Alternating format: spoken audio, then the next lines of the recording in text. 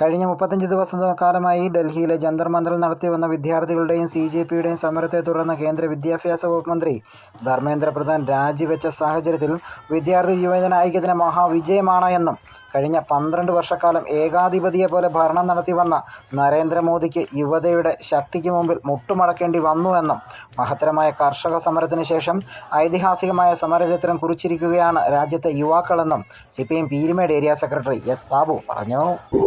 കഴിഞ്ഞ 35 ദിവസമായി രാജ്യ തലസ്ഥാനമായ ഡൽഹിയിൽ വലിയ രീതിയിലുള്ള ചരിത്രം സൃഷ്ടിച്ചുകൊണ്ടുള്ള യുവാക്കളുടെ ഒരു പ്രതിഷേധം ഇന്ന് അതിന് സമാപ്തി ഉണ്ടായിരിക്കുകയാണ്.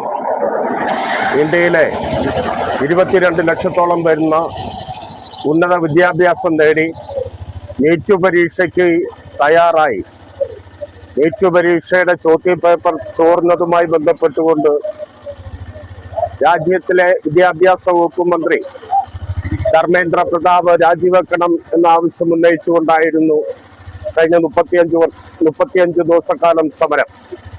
ആ സമരത്തിന് മുന്നിൽ കഴിഞ്ഞ 12 വർഷം ഏകാധിപതിയെ പോലെ ഭരിച്ചുകൊണ്ടിരുന്ന നരേന്ദ്രമോദിയുടെ കൂട്ടാളികൾ ഇന്ന് ഈ പ്രക്ഷോഭത്തിന് മുന്നിൽ മുട്ടുമടക്കിയിരിക്കുകയാണ്. ഇതൊരു തുടക്കം മാത്രമാണ്. ഇനി തുടർന്ന് രാജ്യത്തിന്റെ സ്വതന്ത്രമായ പ്രവർത്തനത്തിന്, രാജ്യത്തിന്റെ ഫെഡറലിസത്തിനെല്ലാം തന്നെ ഇതൊരു കരുത്തേകുമെന്ന കാര്യത്തിൽ തർക്കമില്ല. അതുകൊണ്ട് തന്നെയാണ് ഇന്ന് രാജ്യം കണ്ട ഏറ്റവും വലിയ സമരം, കർഷക സമരത്തിന് ശേഷം രാജ്യം കണ്ട ഏറ്റവും വലിയ സമരമാണ് ഇന്ന് അവസാനിച്ചിട്ടുള്ളത്.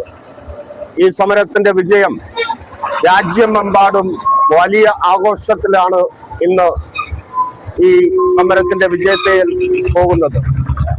അതുകൊണ്ട് പീരുമേട് ഏരിയ കമ്മിറ്റിയുടെ കീഴിലുള്ള KSK2 CITU ഇന്ന് ഈ സമരത്തിന് അഭിവാദ്യം അർപ്പിച്ചുകൊണ്ടും ആഹ്ലാദം പ്രകടിപ്പിച്ചുകൊണ്ടുള്ള പ്രകടനമാണ് ഇതിലെ വന്നുകൊണ്ടിരിക്കുന്നത്. ഇതിൽ പങ്കെടുക്കുന്നതിൽ എല്ലാം ചെയ്ത നേതാക്കൾക്ക് അഭിവാദ്യം അർപ്പിക്കുകയാണ്. News bureau, Peermade live.